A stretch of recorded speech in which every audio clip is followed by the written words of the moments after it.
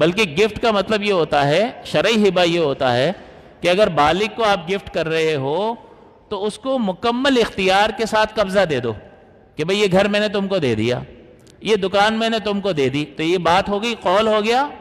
اور اب یہ مکمل کیسے ہوگا گفٹ؟ یہ مکمل اس صورت میں ہوگا کہ والد صاحب جو ہیں یا جو بھی گفٹ کرنے والا ہے وہ کلی اختیار کے ساتھ وہ چیز اس کے حوالے کر دے، قبضہ بھی دے دے اور کلی اختیار دے دے کہ تمہاری مرضی، میں نے تمہیں دے دیا، تم رکھو، بیچو، کرائے پر دو، تمہاری مرضی۔ یہ ہوتا ہے کلی اختیار۔ اور اس میں جو ہے ایسا نہیں ہے کہ ابا جی گھر میں رہتے بھی ہیں اور کہا کہ میں نے یہ گھر تمہیں دے دیا، تو قبضہ کہاں دیا؟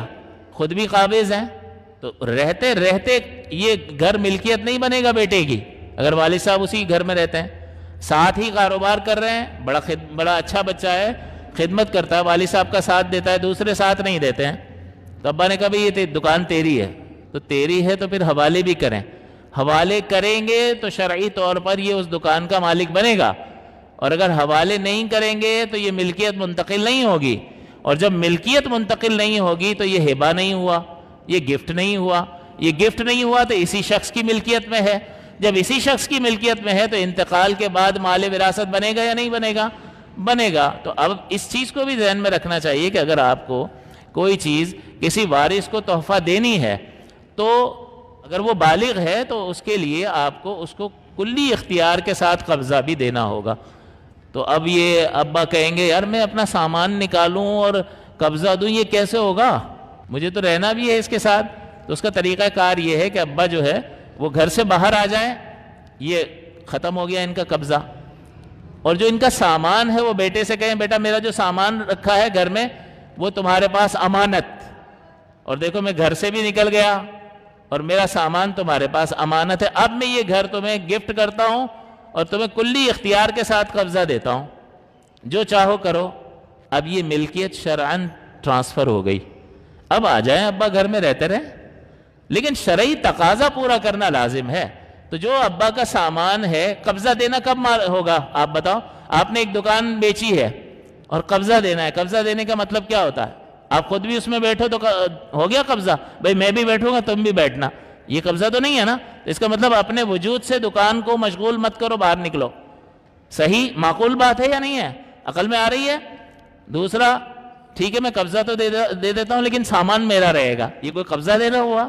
اس کا مطلب کسی بھی طرح سے جو چیز آپ گفٹ کر رہے ہیں یا جو چیز آپ بیچ رہے ہیں اس کو آپ مشغول نہیں رکھیں گے، اس کو دے دو، وہ اپنے کام میں اس کو مشغول کرے گا۔ اور مشغول کرنا دو طریقے سے ہوتا ہے، ایک اپنے بدن سے مشغول کر رہا ہے وہاں بیٹھا ہوا ہے، اور دوسرا اپنے سامان سے مشغول کر رہا ہے۔ تو دونوں طرح کی مشغولیت ختم کریں گے تو قبضہ شفٹ ہو جائے گا۔ تو اپنے آپ کو، اپنے وجود کو اس جگہ سے باہر نکال لو، تھوڑی دیر کے لیے باہر آ جاؤ، تو یہ والی مشغولیت ختم ہو جائے گی یا نہیں ہو جائے گی؟ ہو جائے گی۔ اور جو سامان ہے اتنا سامان باہر کیسے نکالیں؟ یہ بیٹا میرا سامان تمہارے پاس امانت ہے، اب وہ امانت کے زمرے میں چلا گیا۔ اب باپ یہ کہہ دے کہ اب یہ گھر میں نے تمہارے سپرد کیا، تم کو تحفہ دیا، چاہے بیچو، اس میں رہو، کرائے پر رہو، تمہاری مرضی۔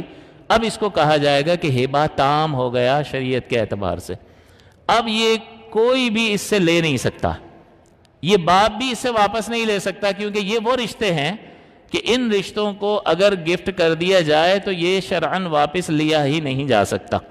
بعض جو ہے، بعض لوگوں کو تحفہ دے کر واپس اگر لیں گے تو مکروہ تحریمی ہے، حرام کے نزدیک ہے، لیکن واپس ہو جائے گا، ملکیت دوبارہ آ جائے گی۔ لیکن حضور نے فرمایا کسی کو تحفہ دے کر واپس لینا ایسا ہے جیسے جو ہے وہ تھوک کر چاٹ لینا۔ تو یہ عام لوگوں کے اعتبار سے ہے جو رشتہ دار نہیں ہیں، جو محارم ہیں اگر ان کو گفٹ کرے گا، یا شوہر نے بیوی کو، بیوی نے شوہر کو گفٹ کیا ہے تو یہ ریٹرن نہیں ہو سکتا۔ یہ کچھ رشتے ہیں جس سے یہ ہبہ واپس نہیں ہو سکتا ہے۔ تو اب چاہے والد صاحب کے نام پر ڈاکیومنٹ ہو، لیکن شریعت کیا کہے گی؟ پہلے ڈاکیومنٹ کہاں بنتے تھے پہلے ڈاکیومنٹ کچھ بھی نہیں، تو ملکیتیں ٹرانسفر ہوتی تھی یا نہیں ہوتی تھی؟ ہوتی تھی۔ لوگ چیزوں کے مالک بنتے تھے یا نہیں بنتے تھے؟ تو شریعت کی نظر میں کوئی شخص کسی کو اگر تحفہ دیتا ہے تو اسے کلی اختیار کے ساتھ جب قبضہ دے دے گا تو پراپرٹی چاہے کسی کے بھی نام ہو وہ اس کی ہو جائے گی۔